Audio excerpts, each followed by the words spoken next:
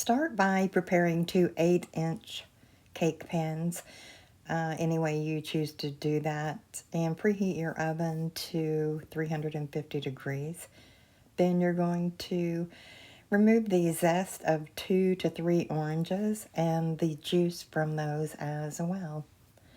Then we're going to begin by mixing all of our dry ingredients, and I'll have the ingredients and the amounts in the description below this video. So we're going to mix all the dry ingredients in one bowl, whisk those together a little bit, and then set that bowl aside. And then get another bigger bowl, and in this one you're going to put all of your wet ingredients.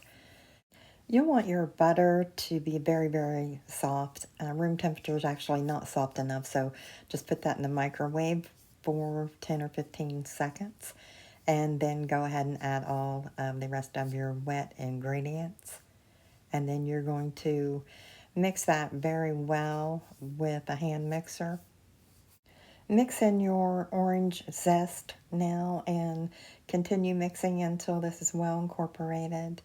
And then you're going to add about a cup at a time of the dry ingredients into this. And you don't want to use the hand mixer after you add the dry ingredients because you don't want to over mix it. So you just want to mix this in, fold it in, stir it enough to where you don't see any more flour. So now you can go ahead and distribute that as evenly as possible between the two pans. And like I said, bake that on 350 middle rack for 20 to 30 minutes. It really just depends on your oven. And after they're done, let them cool for about 10 minutes before you move them from the pan. And while they're cooling, then you can go ahead and make the cream cheese frosting.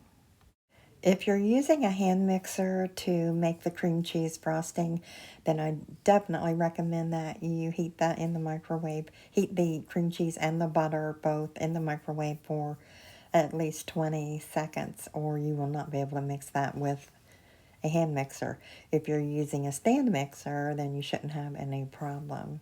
So just go ahead and put all of the ingredients for the cream cheese frosting in there, and then add the rest of the orange zest. And just keep mixing that until it's all creamy, well incorporated and very creamy. You're going to be adding the powdered sugar in about 1 cup at a time so that you can mix it well without it flying everywhere. And it does call for 4.5 cups, so that's a lot of powdered sugar. So just be patient. Mix in 1 cup of it at a time. And when that's creamy and fluffy, you're done. After your cake layers have cooled completely, then you can go ahead and add the frosting. Just add it on the first layer and then put the second layer on and frost it, frost the sides, and then it's ready to serve. You could also bake this in like a 9 by 13 or 9 by 12 pan, just one layer. And also, if you're a person who doesn't like that much frosting, then just cut the ingredients in half when you make the cream cheese frosting. So store this in an airtight container in the refrigerator. Enjoy. Thanks for stopping by, and I'll see you next time.